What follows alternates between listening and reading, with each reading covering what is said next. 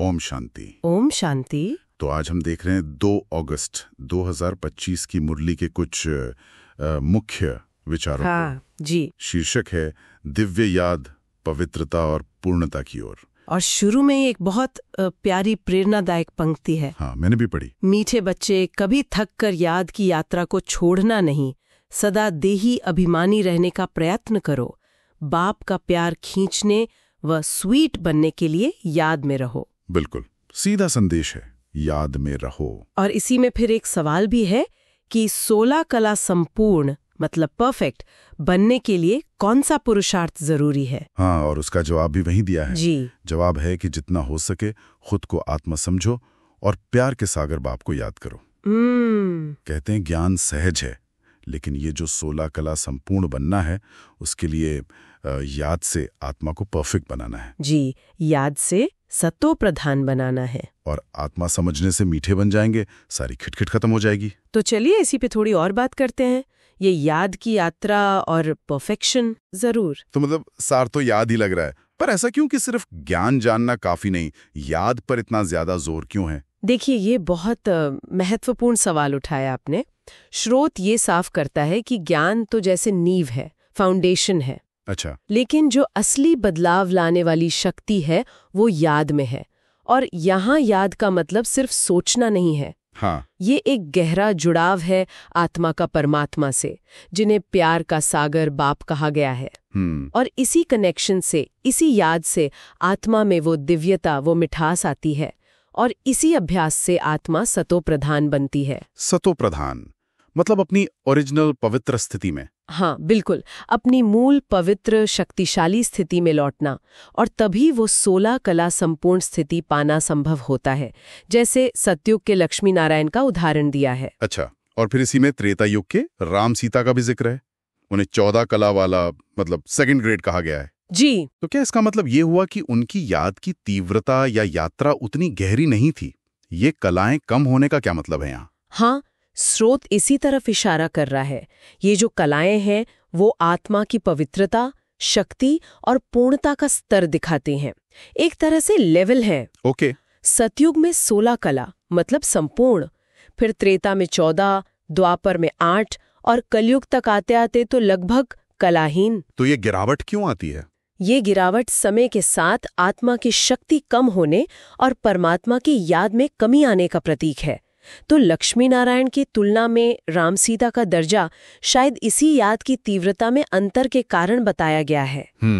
और इसीलिए देही अभिमानी स्थिति मतलब खुद को शरीर नहीं आत्मा समझना इस याद को तीव्र करने के लिए बहुत जरूरी बताया है। स्रोत ये भी मानता है कि ये रास्ता आसान नहीं है, मतलब थकान आ सकती है, लोग छोड़ भी देते हैं। बिल्कुल। और देह अभिमान मतलब बॉडी कॉन्शियसनेस और ये काम क्रोध जैसे विकारों को तो बड़ी बाधाएं बताया है, भूत तक कहा है। और दुनिया के लिए भी काफी कड़े शब्द हैं, छी छी, गंदी दुनिया, विषय सागर, रौरव नर्क। ये भाषा थोड़ी तीव्र है, इसका क्या उद्देश्य हो सकता है? मुझे लगता है ये वैराग्य जगाने के लिए है, मतलब दुनिया की असलियत दिखाने के लिए, ताकि आत्मा इससे दिल न लगाए। अच्छा, डिटैचमेंट के लिए। हाँ, डिटैचमेंट। और इसी कॉन्टेक्स्ट में संगम युग मतलब ये जो अभी का समय चल रहा है, इसका महत्व बताया है। हाँ। कि ये वो खास समय है जब परमात्मा खुद आकर ज्ञान देते हैं और पतित आत्माओं को पावन बनाकर स्वर्ग की बादशाही का वर्षा दिलाते हैं। विरासत। और इसके लिए हिम्मत चाहिए, ये भी कहा है। लोक लाज छोड़कर पवित्र बनना, याद करना। जी हाँ, हिम्मत तो चाहिए, पुरुषार्थ करना होता है। और ये भी मेंशन किया है कि जो शुरू में आए उन्होंने बहुत हिम्मत दिखाई। हाँ, जो शायद अब मुश्किल लगता है। गरीबों के लिए इसे सहज भी कहा है। ऐसा क्यों? शायद इसीलिए कि गरीबों के पास दुनियावी आकर्षण, मान शान, इसका बोझ कम होता है, तो उनका मन शायद ईश्वर की तरफ लगाना आसान हो सकता है। स्रोत यही दिखाता है कि बाहरी हालात से ज्यादा अंदर का निश्चय, हिम्मत वो जरूरी है। और शुरू वालों की हिम्मत का जिक्र शायद आज वालों को प्रेरणा देने के लिए है। सही बात है। अच्छा, तो इस सारी चर्चा के बाद प्रैक्टिकल लाइफ में अपनाने के लिए क्या मुख्य पॉइंट्स हैं? धारणा के लिए सार। हाँ, धारणा के लिए मुख्य सार में 2 बातें बहुत स्पष्ट हैं। पहली तो ये कि इस पुरानी पतित दुनिया से दिल हटाओ। और एक बाप का हाथ पकड़कर पार जाना है। और दूसरी बात, हिम्मत रखकर पुरुषार्थ करना है। किस लिए? ताकि विजय माला का दाना बन सके। ज्ञान रत्न चुनने वाला हंस बनना है, बगुला नहीं, और कोई विकर्म नहीं करना है। कोई भी गलत काम नहीं। अच्छा, और एक वरदान उस स्लोगन भी है शायद। जी बिल्कुल, वरदान है, निमित्त भाव द्वारा सेवा में सफलता प्राप्त करने वाले श्रेष्ठ सेवाधारी बनो। निमित्त भाव मतलब खुद को इंस्ट्रूमेंट समझना। हाँ, कर्तापन के भाव से मुक्त होकर सेवा करना। और स्लोगन है, ईश्वरीय सेवा में स्वयं को ऑफर करो तो आफरीन मिलती रहेगी, मतलब सराहना मिलेगी। जी, ये दोनों ही सेवा के महत्व और सही एटीट्यूड पर जोर देते हैं।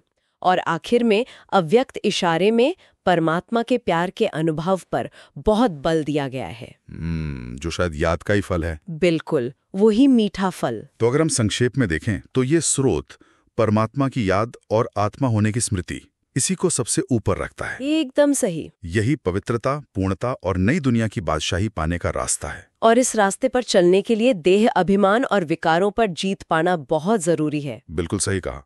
पूरी चर्चा का निचोड़ यही है, आत्मिक स्थिति में टिककर परमात्मा को याद करना, यही मुक्ति और जीवन मुक्ति का आधार है। तो यहाँ एक विचार करने लायक बात ये निकलती है कि हम अपनी रोजमर्रा की जिंदगी में छोटी छोटी बातों में भी कैसे खुद को शरीर के बजाय आत्मा समझें। और उसे एक परमात्मा की याद को सहज रूप से अपनी दिनचर्या में शामिल करें, ताकि वो आंतरिक मिठास और खुशी महसूस हो जिसकी बात यहाँ की गई है। जी, ये सोचने वाली बात है। ओम शांति। ओम शांति।